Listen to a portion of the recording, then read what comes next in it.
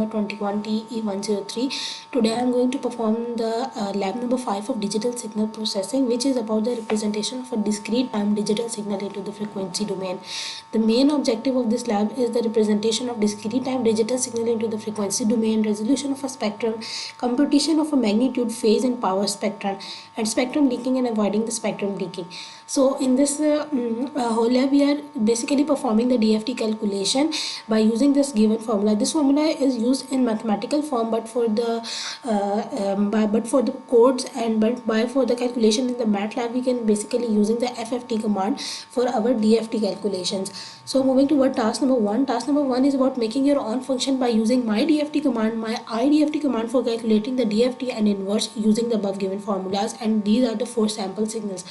Now let us see the code, that how it works on the MATLAB. So here I can set my DFT function.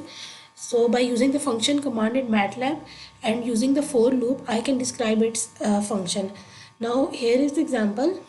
So this example is performing the my DFT for x1 signal and calculate the reverse DFT by using the my IDFT command to calculate the reverse signal. Now I can run this program to see the output. So in command window, it is showing the DFT of x1 signal, and IDFT is representing the inverse discrete Fourier transform of the given signal. Now moving toward the task number 2. Task number 2 is about the frequency resolution that can be enhanced by adding the trailing zeros and calculate the DFT for following signals and observe the change in the frequency spectrum. So for all these 11 signals, we are going to see the change in the frequency spectrum. Now see the MATLAB code that how frequency is changing for all these functions.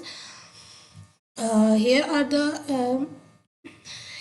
all these 11 signals, and by using the stem commands for and adding the FFT in the code, I can see that how its frequency is changing. Now run this program. So this is how frequency is changing for n number of samples, and for 9 numbers of samples. This is how frequency is changing. Now moving toward the task number 3. Task number 3 is about arbitrary signals and built-in command in the functions. So here is our small function, that is x is equals to 1, 2, 3, 4, and we are going to calculate the DFT by using the FFT in the MATLAB and separate its real and the imaginary parts by using the attend commands, and IFFT is for the inverse Fourier transform. And we are going to see it's into the time domain. Now see the MATLAB code. To represent our given signals in the time domain, we can set it. We can give the input of the FFT commands, separate its real and imaginary parts, and using the display command to see that how the code is working. I can run this program. So here the output is going. Here this output is showing us that the real part of the frequency spectrum, imaginary part with imaginary parts of the real spectrum, and magnitude of both real and imaginary parts, and this is also showing the angles of the spectrums. So now moving toward the task number 4, that is the last task of our lab, that is calculate the DFT and plot the magnitude spectrum, phase spectrum and power spectrum for the signal in task 2. Observe the effect of zero spreading. So we are observing the effect of zero spreading. This is the code for the lab number 6.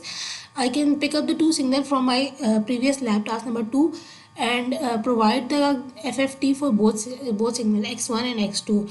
Calculate its magnitude, phase and power spectrum, and use the plot and subplot commands to see the output of all power spectrum, phase spectrum and magnitude spectrum. So run this program to see the output.